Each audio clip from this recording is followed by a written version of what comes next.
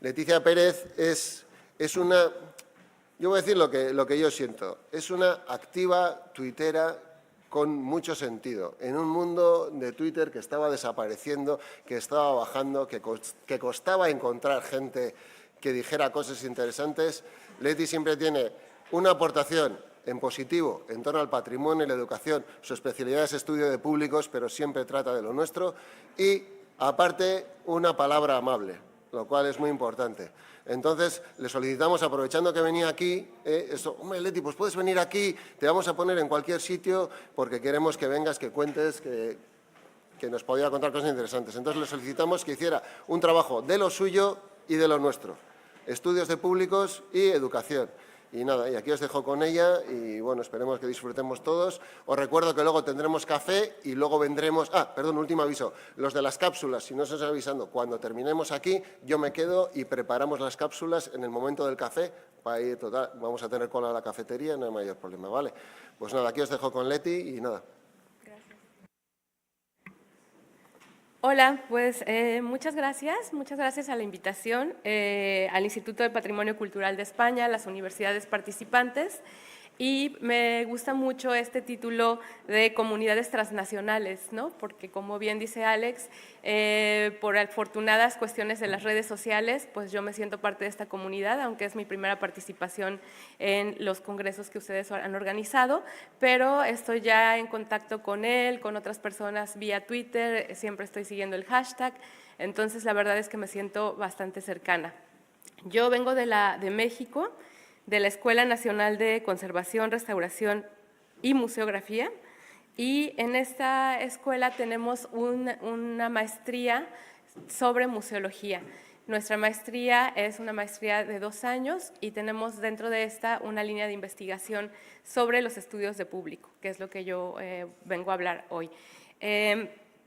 La verdad que estaba un poco interesante vincular estos dos temas porque por supuesto que están súper vinculados, pero yo vengo más del ámbito de museos y sitios patrimoniales y acá en la cuestión de educación patrimonial pues veo que se amplía a muchísimos otros contextos.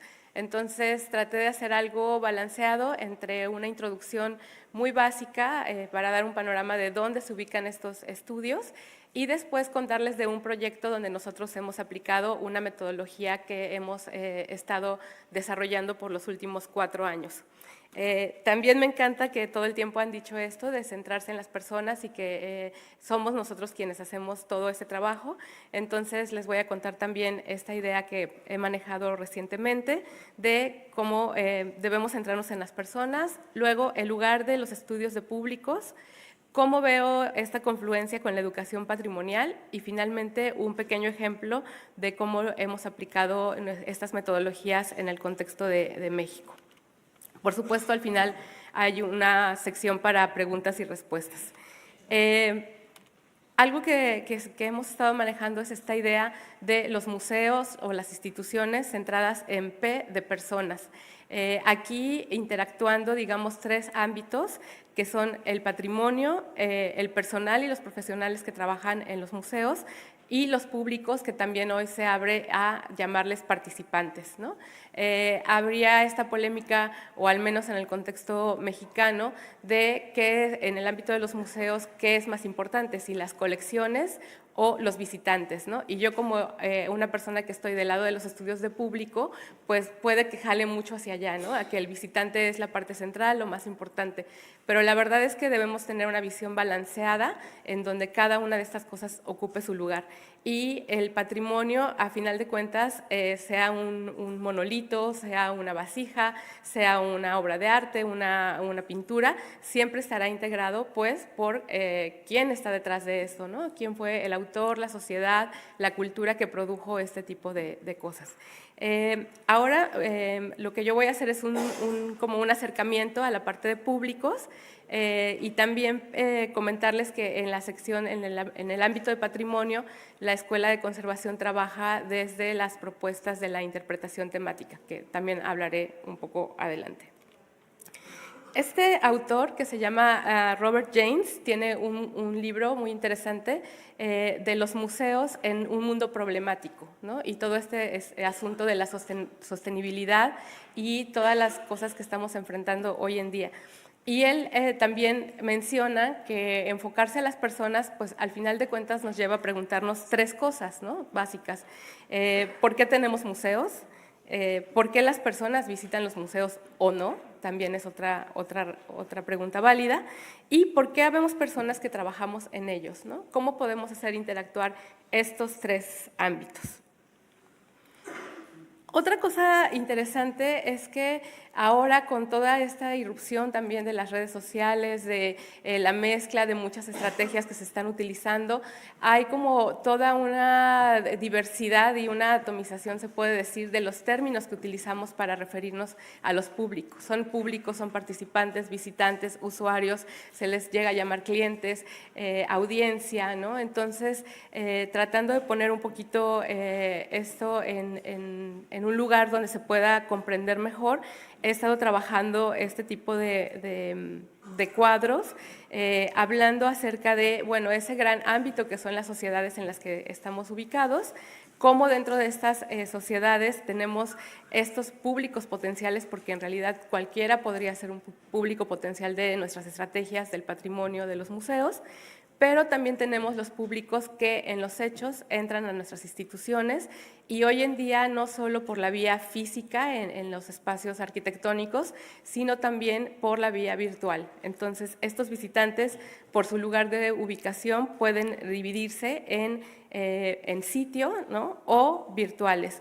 Y también tenemos otra distinción, que es la que nos lleva a pensar en los públicos voluntarios, ¿no? Cualquiera de nosotros que opta por ir un fin de semana a un museo, a un yacimiento arqueológico, bueno, muchas veces lo hace voluntariamente, pero también tenemos todo otro sector de públicos que están involucrados de una manera involuntaria, ¿no?, por una cuestión del colegio, por una cita, ¿no?, con una pareja que de repente te lleva al museo y tú no querías estar ahí, pero bueno, hay que quedar bien.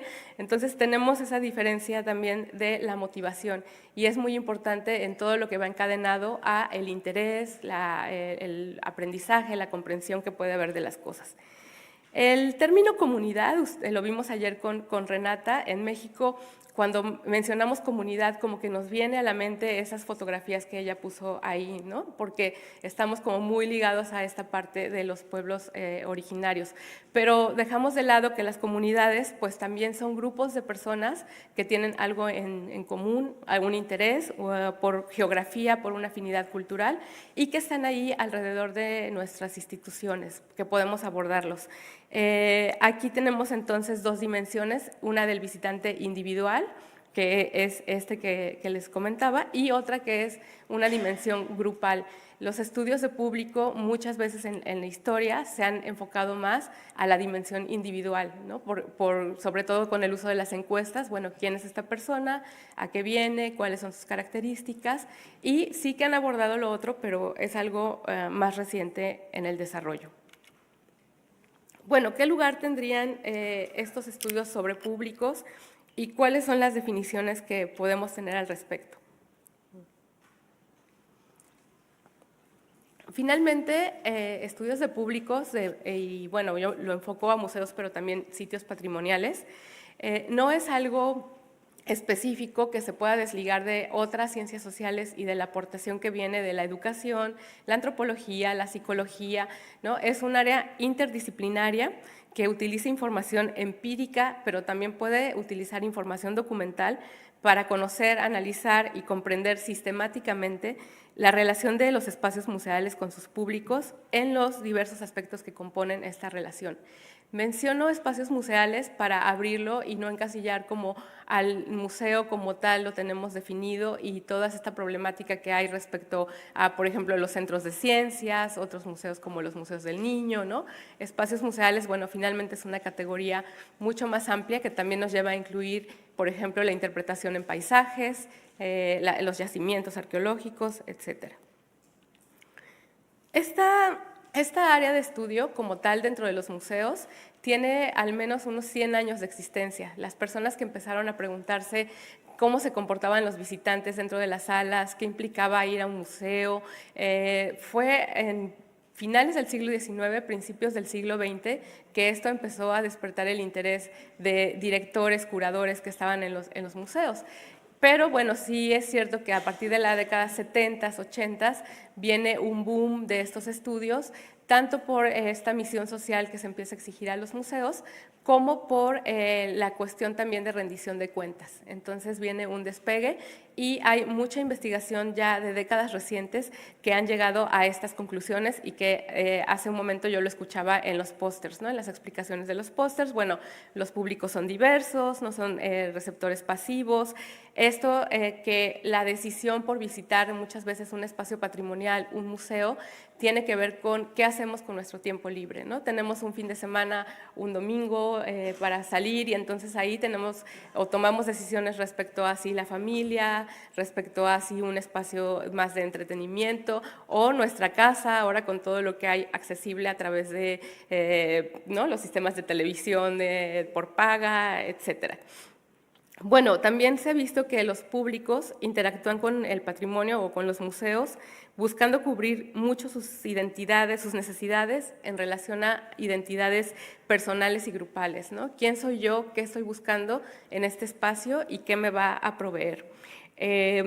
También algo de lo que recientemente la investigación ha desplantado es pensar que no se habla ya de un tipo de público estático y permanente, sino de papel o roles que jugamos dependiendo de quién soy yo en ese momento, ¿no? Por mi edad, por mi situación, a lo mejor respecto a la familia, si soy una madre de familia recién, bueno, voy a tener ciertas necesidades y ciertos intereses de un espacio.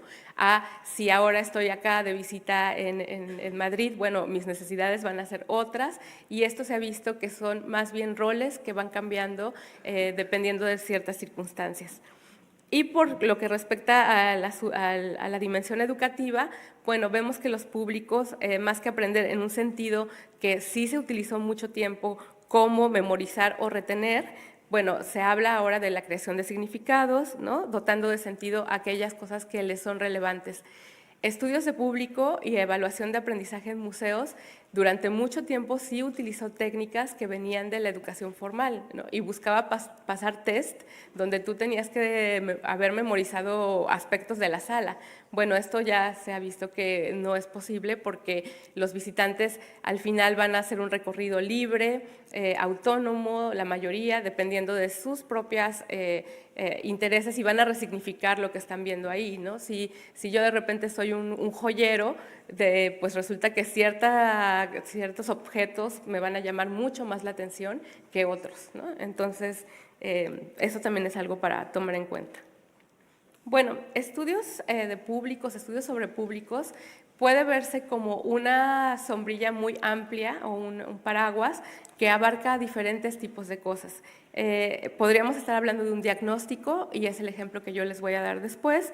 También un monitoreo para saber cómo es que las cosas siguen su curso durante el tiempo. La evaluación, cuya pregunta o asunto central va a ser sobre si algo funciona o no, y puede ser de actividades, de exposiciones, de satisfacción, o en un nivel más profundo y amplio, la investigación, que cubre desde los perfiles del público, sus actitudes, preferencias, intereses, sobre su experiencia de visita, etcétera.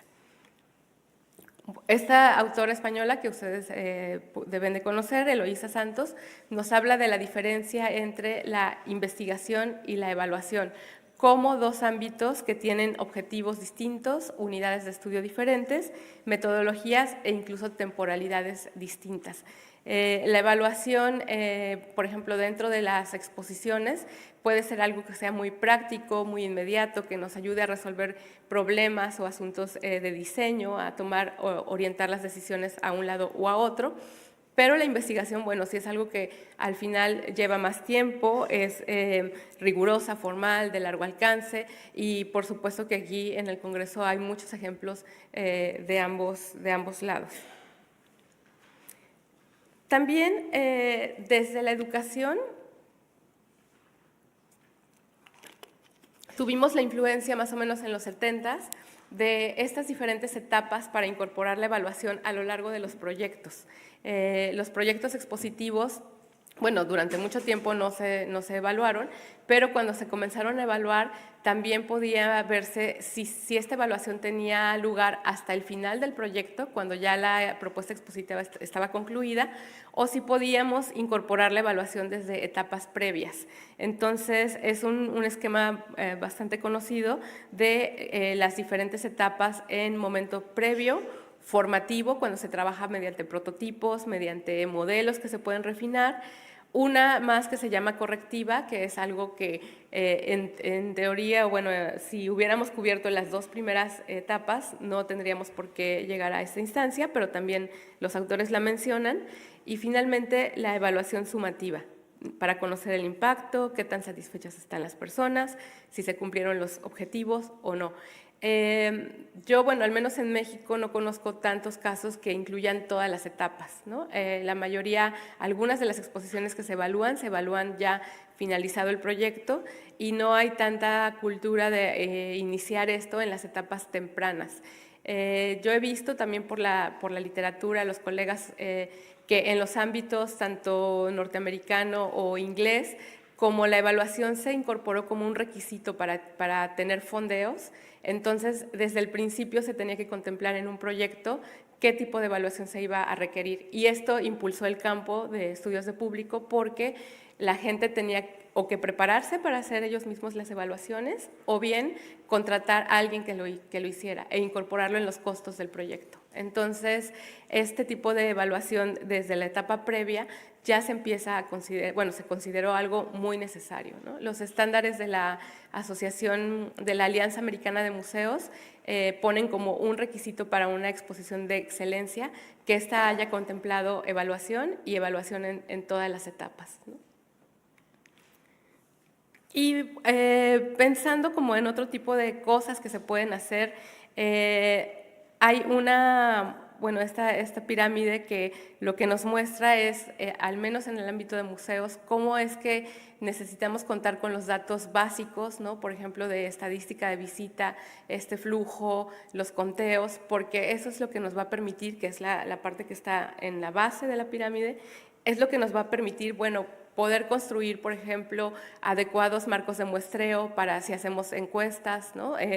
Y esto, pues, incrementalmente puede conducirnos a conocer otro tipo de cosas como los comportamientos, ¿no? Que hacen antes, durante y después de visitar un espacio, la evaluación, que era lo que yo les comentaba, si funciona o no, y los resultados que se llevan a corto y largo plazo.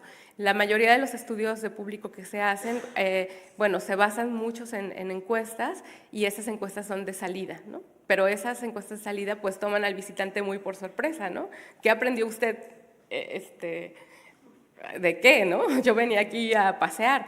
Pero otras metodologías cualitativas de largo plazo se ha visto que, bueno, son muy interesantes para recabar los recuerdos, las memorias de las personas en mayores rangos de tiempo.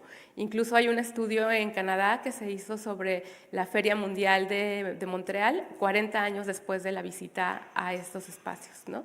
Y sí que es posible porque es muy potente. La visita depende de en qué circunstancias, con qué se relaciona de tu vida, puede dejar estas huellas de muy largo plazo, ¿no? Y finalmente, bueno, esta palabra por todos utilizada y a veces temida, del famoso impacto, ¿no? Entonces, bueno, ¿cómo podemos ir construyendo una visión más amplia y global de lo que pueden ser estos estudios de público desde diferentes ámbitos?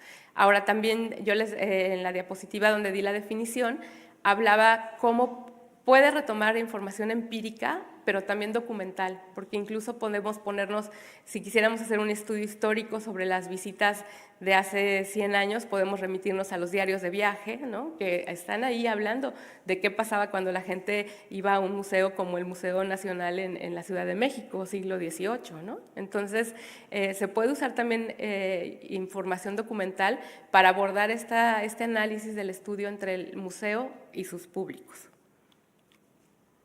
Bueno, algo que quise poner solo por un panorama son las técnicas utilizadas, porque también esta es la clase que yo doy en la maestría, y ahí siempre tenemos el asunto de estar pensando que solo o predominantemente podemos hacer encuestas, cuestionarios, y en realidad pues hay una amplia gama de posibilidades que pueden estar divididas en observar lo que hace la gente, saber lo que piensan, opinan o sienten, y hoy en día también, bueno, examinar algún producto, ¿no? Redes sociales, todas las fotografías de Instagram son productos que la gente está generando y que también sí que puede darnos una opción para abordar esta relación del público y los museos.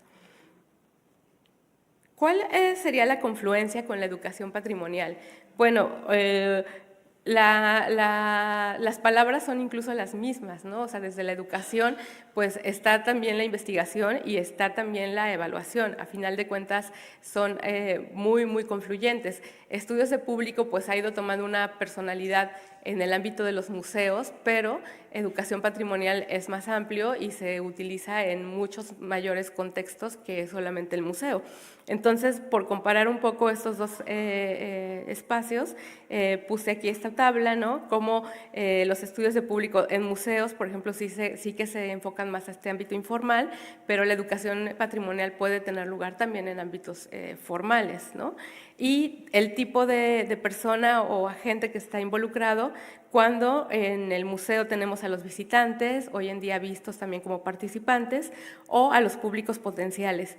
Y en la educación patrimonial también podemos tener toda otra diversidad de personas que se involucren en este tipo de estudios. Algo importante es la vertiente colaborativa, porque en el estudio, a lo largo de todas estas investigaciones durante 100 años, y de ahí le viene el nombre, era como una idea de, ok, yo soy el museo, yo estudio, tú eres el público y te veo como algo ahí alejado a lo que incluso aspiraba, en algún tiempo se aspiró a tener súper objetividad de tiempos, ¿no? Hacer entrevistas para que la parte subjetiva del visitante no contaminara la otra parte objetiva, propuestas muy derivadas de la psicología cognitiva.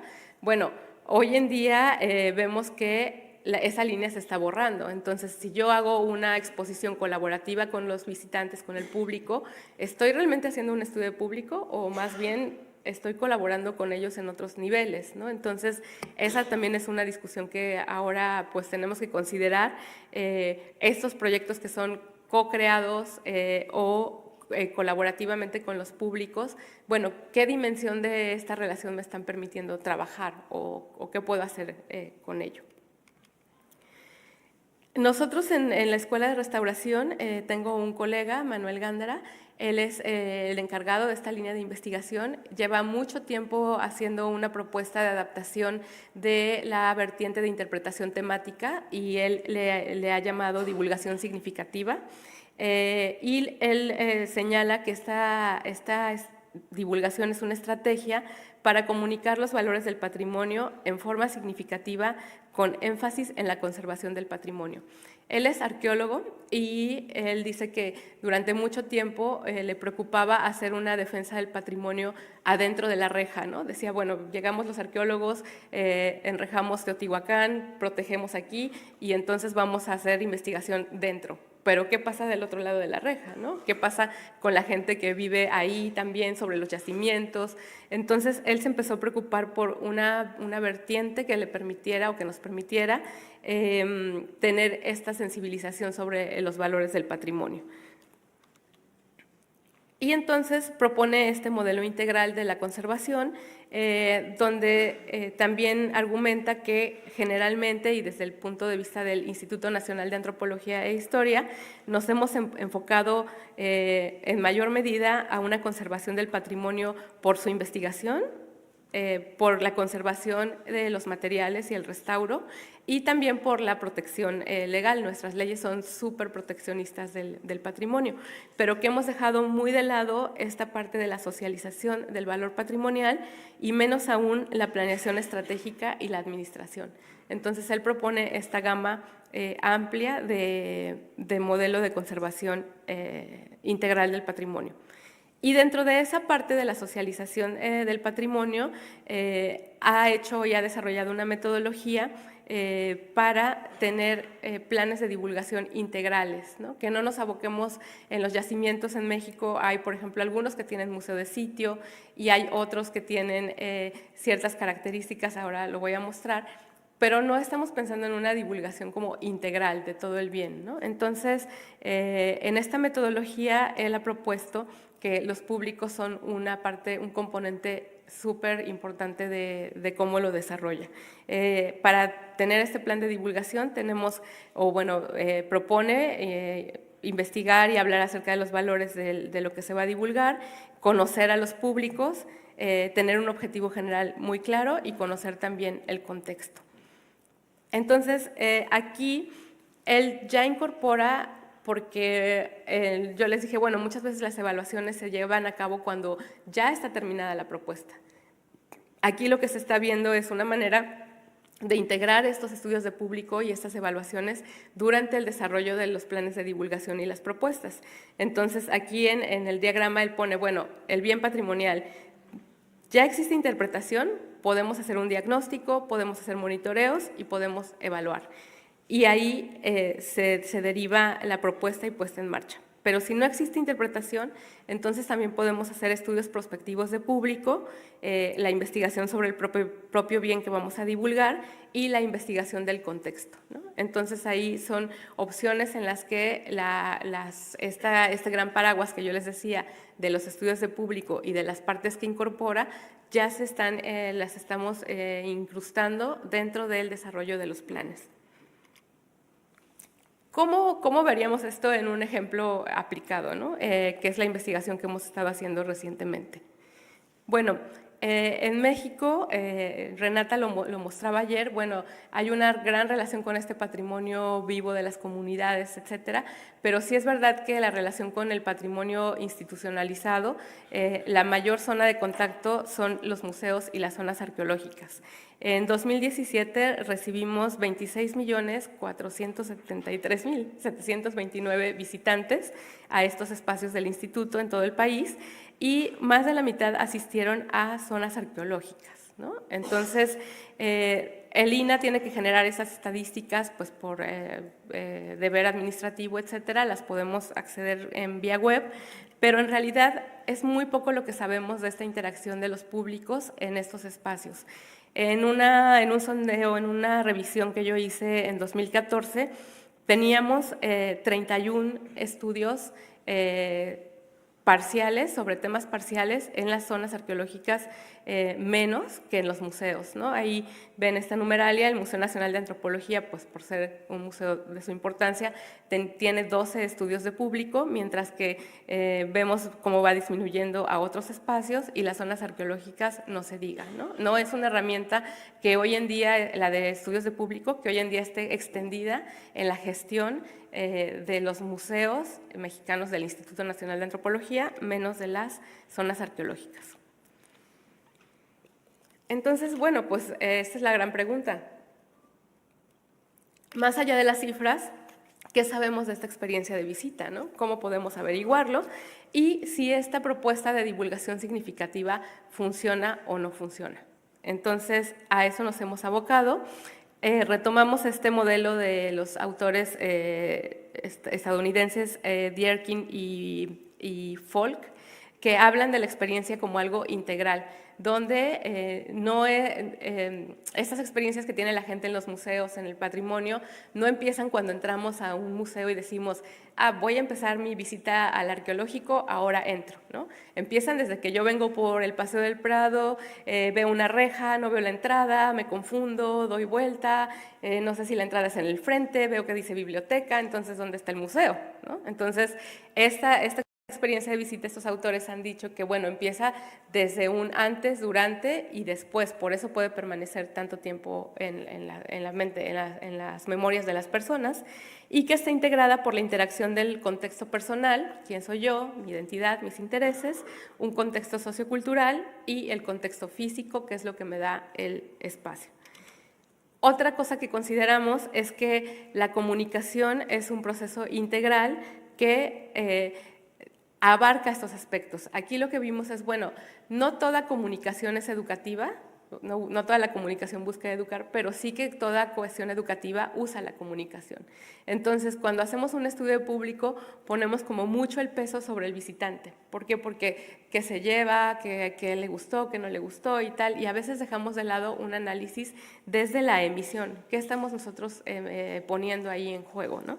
Y eso es lo que estamos proponiendo en esta metodología que comenzó con un nombre larguísimo, que era Metodología para el Diagnóstico, Monitoreo y Evaluación de la Comunicación en Sitios Patrimoniales y Museos, y en realidad nos quedamos en la parte de diagnóstico. ¿Por qué? Porque nuestra idea era ver si esta propuesta de divulgación significativa funcionaba, y en realidad de nuestros 5 casos de estudio solamente está aplicada en 1. Entonces tuvimos como que retroceder un poco y decir, bueno, no estamos evaluando la divulgación o no estamos evaluando la interpretación porque no existe como tal. Estamos evaluando la comunicación en un sentido amplio y vamos a ver qué pasa. Estos son los 5 casos de estudio en diferentes partes del país. Paquimé fue el primero con el que empezamos, está en el norte, y ese fue justo el que sí ya tenía una propuesta interpretativa basada en este enfoque. Entonces ahí nos interesaba hacer una evaluación de qué había pasado, pero en los demás espacios no teníamos todavía ninguna propuesta de interpretación. Un poco para darles la idea de la diversidad de climas y formas, esto es el norte del país, esto es Veracruz, es Golfo de México, esto es Uxmal en Yucatán, zona maya, esto es también zona maya en Palenque en Chiapas, y esto es Xochicalco, Morelos, como a 1 hora y media de Ciudad de México, en el altiplano. Nuestro objetivo con esta metodología pues, era valorar la efectividad potencial de la divulgación significativa, diagnosticar la situación actual en estos sitios y también recoger información que nos permitiera articular nuevos planes de divulgación.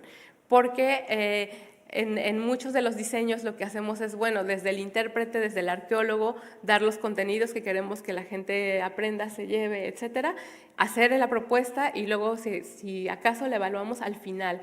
Pero aquí lo que queríamos recoger era información previa, de esa evaluación previa que se puede incorporar al plan de divulgación para, con conocimiento de lo que el público le interesa, sabe, no sabe, etcétera, poder plantear mejores planes de divulgación.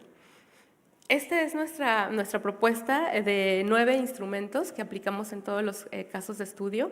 Se los voy a ir contando ahí, nada más es una tabla resumen, pero utilizamos toda esta batería de instrumentos para acercarnos a las diferentes opciones.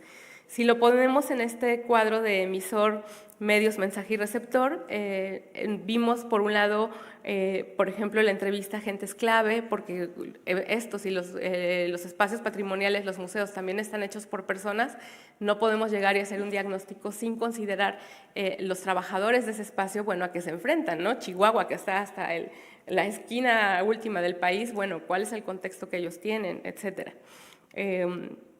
Voy a ir contando un poquito de cada uno.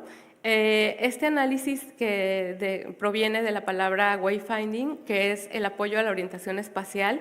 Hicimos toda una visita en las zonas arqueológicas para saber cuál es el recorrido que el público puede o tiene disponible, ¿no? Y nos llevamos muchas sorpresas interesantes porque nosotros con la divulgación pues queremos que el público lleve mensajes específicos, etcétera, pero resulta que en los recorridos esto es muy confuso, hay caminos que no te llevan a ningún lado, que te requieren un esfuerzo muy, muy importante. Cuando llegas allí estás cansado, tienes que volver sobre tus pasos y pues ya no te leíste lo que tenías que leerte, ¿no? Entonces, todo esto es algo que influye en cómo las personas pueden hacer una visita de calidad y tomar decisiones sobre qué hacer durante su visita. También hicimos un análisis de cedularios, viendo el tipo de cedularios que había, contando el número de palabras que tienen acá le llaman carteles, las cartelas. Y, por ejemplo, lo que vimos es que en algunos de los sitios que analizamos están incluso sobreponiéndose cartelas de diferentes generaciones, ¿no? Con textos larguísimos, bueno, como la que ven arriba del Tajín, esa sí ya usa una recreación de cómo pudo haber lucido la ciudad, pero otras, la mayoría, utilizan plantas arquitectónicas que son ilegibles para muchos visitantes. También vimos en los sitios donde hay predominantemente visitas con guía, cómo es que ellos necesitan de apoyos visuales y que en realidad estas pequeñas cédulas que están ahí, pues descoloridas por el sol, ya son muy difíciles de usar para estos propósitos, ¿no? Hicimos una que se llama Inventario de Materiales Interpretativos, y esto tiene que ver con esta idea de los autores de cómo la visita permanece después de que sales del museo. Entonces, si lo que te encuentras en las tiendas de estos espacios son chucherías que no están ligadas para nada con el mensaje que queremos dar en las zonas arqueológicas, pues no te estás llevando ninguna cosa más allá, ¿no?, que perviva. Por ejemplo, ustedes si van ahora a Zona Maya, se pueden comprar un bonito calendario azteca que es del altiplano. Y ¿quién tiene obligación de saber que si compraron eso en Zona Maya, lo pegaron en su refrigerador, no les va a recordar a la Zona Maya? Para ustedes eso es Maya, ¿no? Entonces, lo que vimos es que, bueno, hay una ausencia de materiales de apoyo, de guías, de libros, de literatura, de mapas incluso que apoyen la visita, ¿no? Y que, bueno, esto está plagado de toda una serie de Made in China, muy extendido por todos lados. Luego hicimos seguimientos de recorridos para ver la gente cómo camina estos lugares, por dónde va, qué tipo de paradas hace. Y también hay cosas muy interesantes de cómo, pues son sitios súper grandes. La visita dura 2 horas más o menos en promedio. Tú tienes que tomar decisiones, pero al inicio no estás informado de qué es lo mejor para ti. Entonces mucha gente empieza, por ejemplo, este Tajín, empieza por ese círculo azul donde dice 100%, se detiene mucho ahí y no sabe que le faltan 2/3 partes del sitio, ¿no? Cuando podría haber una recomendación para hacer una visita mucho más razonada de qué quieres ver, cuándo lo quieres ver, etcétera. Todo esto lo estamos pensando en eso, en la comunicación integral. Bueno, si queremos que la gente sepa los valores de un lugar como Tajín, ¿cómo lo vamos a plantear, ¿no? ¿Cómo vamos a plantear los senderos, las cartelas, la información que damos, etcétera? También hicimos las necesarias encuestas de entrada y salida. Pero aquí planteamos 2 preguntas que la verdad fueron muy interesantes. Una prospectiva sobre el pasado y otra proyectiva sobre el futuro. Entonces preguntábamos, cuando piensa en el pasado del Tajín, ¿cómo se lo imagina?, ¿no? Y vemos que dicen, no tengo idea, montes sin caminos y las personas como indios, como está ahorita, colorido y mucho movimiento, con sacrificios y actividades sanguinarias, paradisiáctico, selvático, edificios de la clase gobernante. Lo que vimos es que está como muy polarizado. Hay estas idealizaciones del pasado, ¿no?, de que todo fue mejor, pero hay también estas otras que dicen, no, pues era horrible, ¿no? Entonces, esto es información para plantear los planes de divulgación después. Podemos partir de aquí y recuperar estas ideas erróneas y desplantarnos sobre esto que ya sabemos que la gente está pensando. Esta, por ejemplo, cuando piensa en el futuro de Uxmal, ¿cómo se lo imagina? Y ellos dicen, más información, mejor conservado, igual, con reliquias, estructuras deterioradas, sin vendedores, saqueado, ¿no? Por ejemplo, esto, pues es que desde ahí sí podemos hacer un plan de comunicación que diga, ¿te imaginas que este lugar no exista dentro de 100 años y que esté completamente destruido? Bueno, ayúdanos, ¿no? Tú eres parte de quien puede hacer que este sitio permanezca bien conservado, etcétera. Luego hicimos otra técnica que se llama mapeos de significado personal, y esta sí que es una técnica de antes y después para comparar cambios en el aprendizaje, ¿no? El aprendizaje visto de una manera muy, muy amplia, de, bueno, qué es lo que la gente se lleva desde vocabulario, ciertas categorías y conceptos. Es una técnica bastante flexible, también propuesta por John Falk y Link Dierkin y su Instituto para el Aprendizaje. Y esta tiene una palabra central, algunos la deben conocer, es parecida a los mapas conceptuales, pero en este caso es totalmente libre lo que la persona, en este caso es el niño de la foto anterior, lo que puede escribir ahí, ¿no? Y son asociaciones libres, se hace en 4 momentos, por eso tiene estas 4 colores de tinta. En un primer momento se pide que anote todo lo que esa persona quiera o sepa o tenga en mente, y se hace una entrevista para profundizar en algunos aspectos de, bueno, ¿por qué, por ejemplo, este que está arriba, allá, ¿no? Le decíamos, bueno, ¿y esto qué es, no? Y dijo el niño, es la piscina y estoy ahí con mis flotadores, ¿no? Entonces, la entrevista se hace para profundizar un poco en el sentido que le está otorgando la gente a sus palabras o dibujos. Después se van a visitar el sitio y cuando vuelven se les pide que vuelvan a poner o quitar todo lo que ellos consideren, pueden tachar, pueden agregar cosas y se vuelve a hacer segundo momento de entrevista que va también por otro color. Y este mapa es la verdad que me encanta porque vean en tinta negra está la pirámide que dibujó antes de entrar a su visita, que es esta que no tiene como mucha forma, pero él sí que sabía que iba a ir a ver pirámides. Y a la salida está esta otra que tiene azul, que tiene las escalinatas al frente, que es totalmente un estilo que él encontró en Uxmal. Y la que está acá abajo, acá, esta también es muy interesante porque en la entrevista él dijo que que las que estaban allí eran tortugas y luego puso unas golondrinas, pero las tortugas eran iconografía de la parte de la ornamentación del edificio, mientras que las golondrinas son fauna que estaba ahí alojada, ¿no? Entonces es muy interesante. Con el total de mapas, lo que pudimos, bueno, hay varios niveles de análisis, pero al menos en el de vocabulario hay esta presencia de las palabras pre y post. Esta es la pre.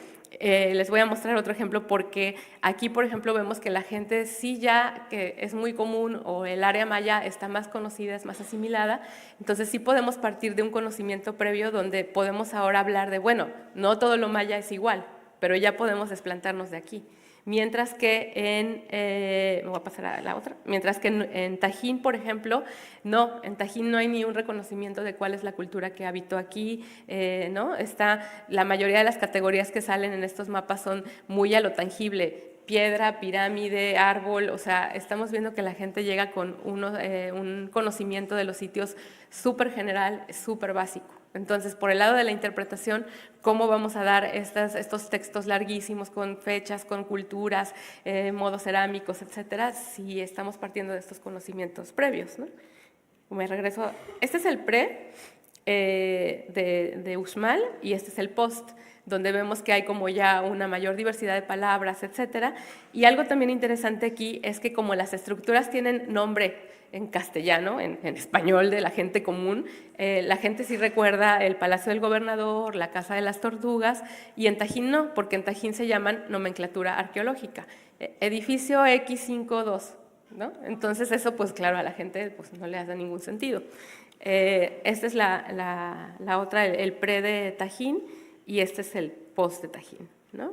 Que vemos que hay una transformación, pues bueno, de algunas cosas muy características del sitio, como juego de pelota, etcétera.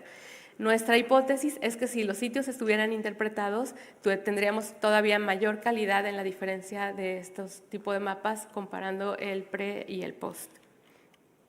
Bueno, las entrevistas a gente es clave, que yo les decía, para considerar museos o patrimonio con P de personas en un sentido amplio, pues estamos mirando a los públicos, pero también al personal y también el patrimonio. Entonces, bueno, únicamente a manera de resumen, decir que en la parte de la emisión lo que encontramos en estos 5 casos de estudio es que pues hay una dificultad muy operativa por parte de los especialistas, que hay unidades administrativas fragmentadas, porque, por ejemplo, en Palenque, en Uxmal también, ustedes tienen que pagar 2 boletos de 2 taquillas diferentes, una por el parque natural y una por la parte arqueológica.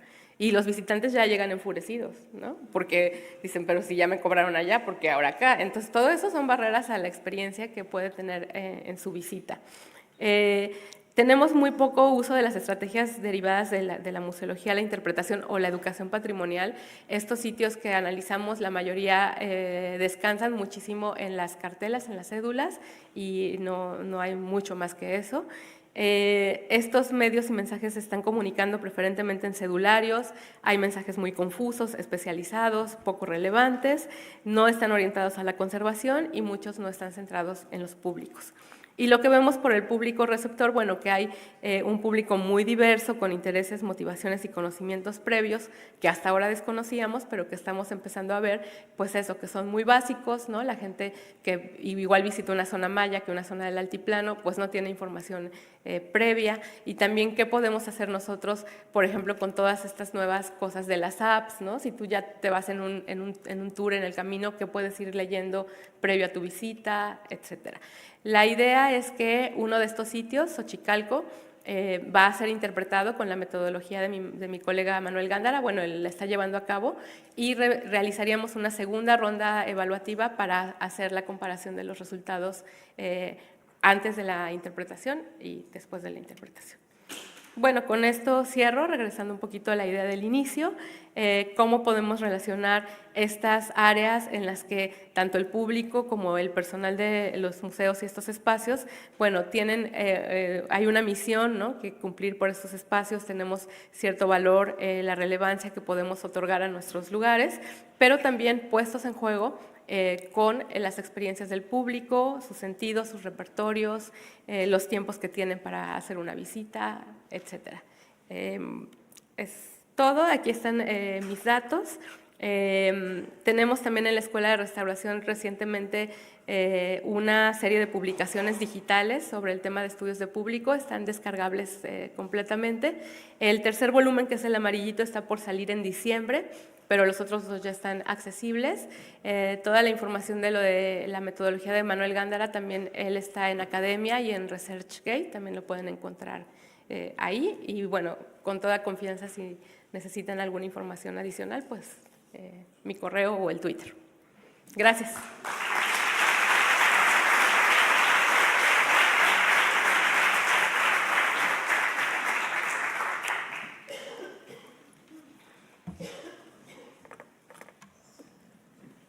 Bueno, abrimos el turno de preguntas. Tenemos ya los micrófonos preparados. Creo que la intervención ha sido contundente, interesante y creo que ha abierto muchos interrogantes. Desde luego, Twitter tienes on fire. ¿Vas a tener menciones cuando salgas de aquí?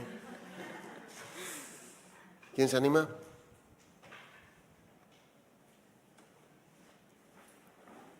Úrsula.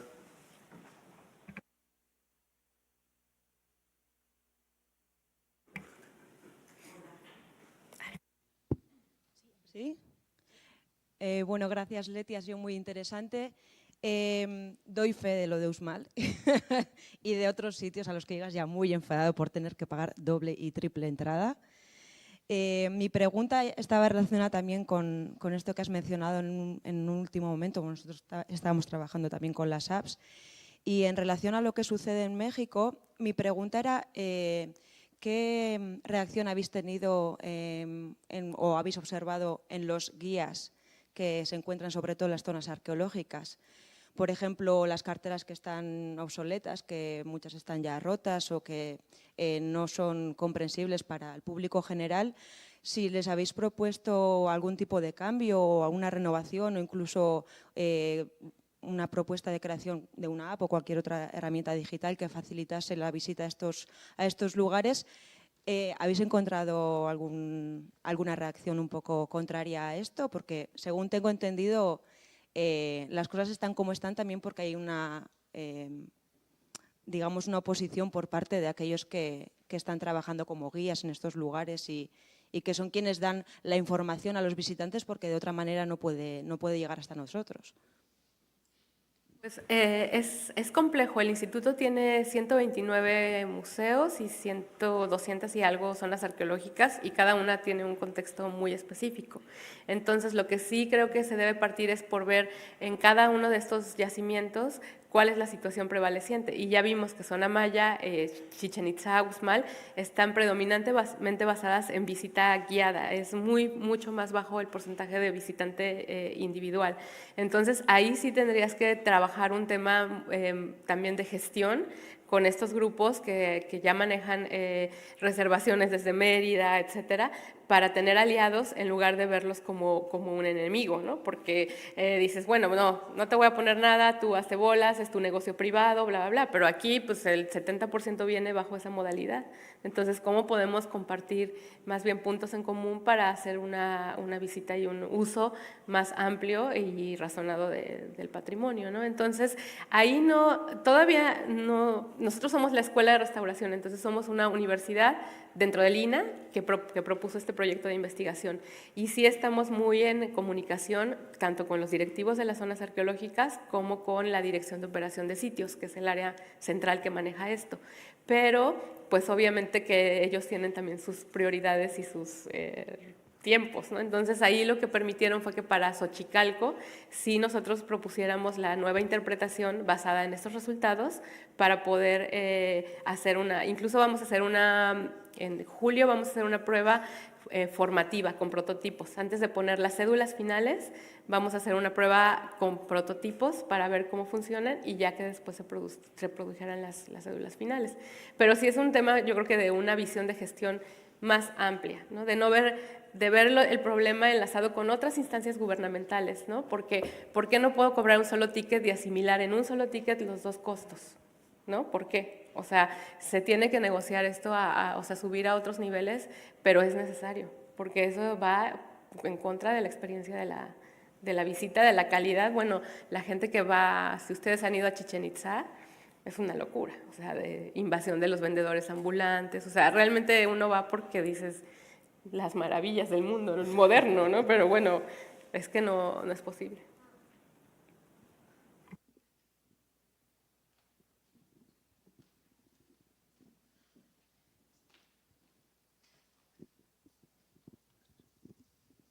Perdón, una cosa que hicimos ayer por segundos. Es bueno presentarse. Soy tal de tal y así nos conocemos todos, ¿vale? Que no tenemos cartelas. Bueno, soy Juan Gibaja del CSIC. Te quería hacer una pregunta, pero puede ser ampliable a otras personas que trabajan en museos. Me ha parecido ver que siempre hablas o siempre habláis de los receptores de museos, ¿no? De los receptores, del público que llega al museo o que llega a los sitios arqueológicos.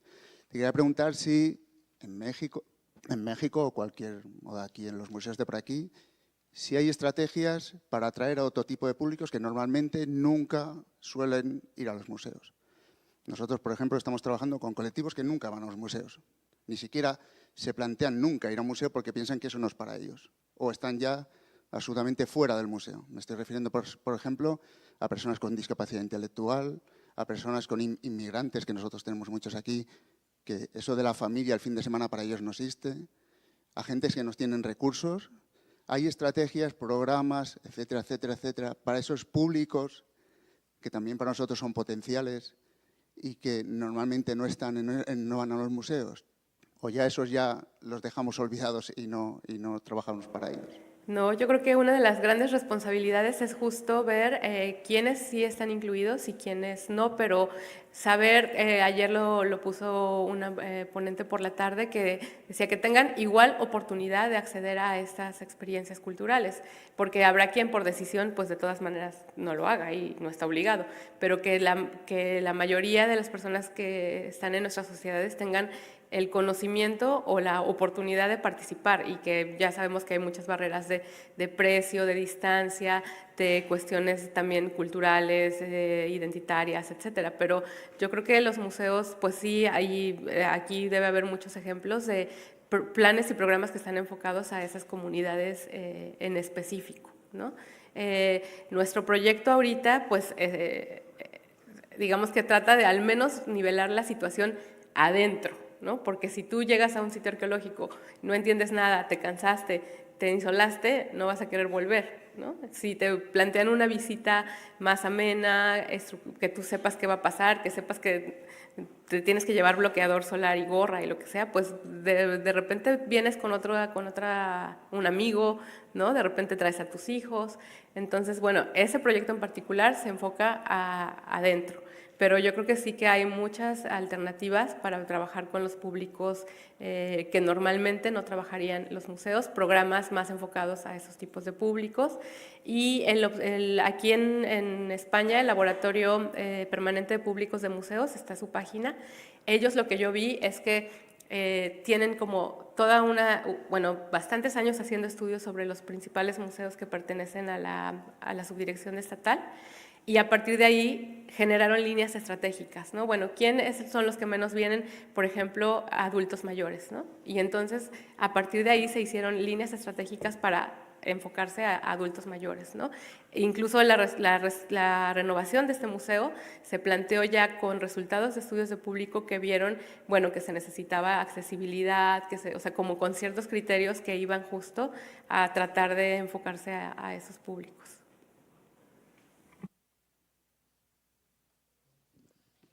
Muchas gracias. Bueno, era un poco en consonancia a lo que ha dicho nuestro colega. Mi nombre es Julia García y trabajo en la Universidad de Málaga. Dirijo una intervención en Menorca y presentaré un póster más adelante. Y nosotros, viendo la problemática de aquellas personas que no van al yacimiento arqueológico o que van al yacimiento arqueológico pero en realidad no se interesan por el patrimonio, lo que hemos intentado es intentar sacar el yacimiento arqueológico, llevarlo a diferentes comunidades. Entonces, ¿hay una fiesta en el municipio? Pues allí estamos nosotros, a veces con actividades que tienen mayor recepción y a veces equivocándonos de lleno.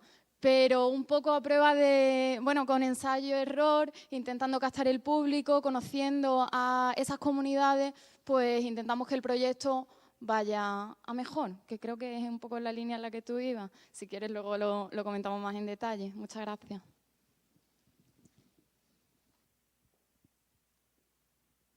Bueno, soy Paula Jardón, de la Universidad de Valencia.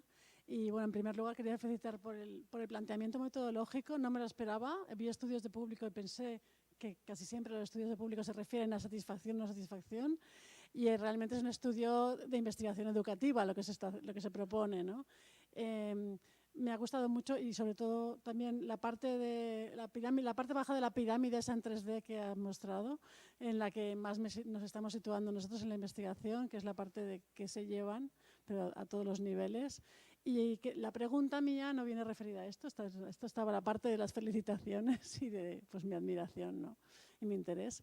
La pregunta es, había una parte, un momento que se ha presentado como que existen grabaciones a los visitantes en las salas. Entonces mi pregunta era, ¿es una grabación a partir de entrevistas? ¿Es una grabación de las personas, de sus conversaciones?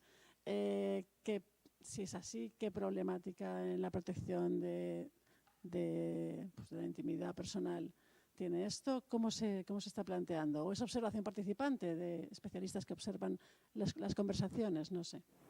Bueno, hay muchas técnicas combinadas de observación y algunas basadas en video. Hay un libro que se llama Learning Conversations in Museums y ellos plantearon, por ejemplo, varias técnicas para poder captar, ¿no? Porque lo que interesaba ahí era captar como durante la visita lo que estaba pasando.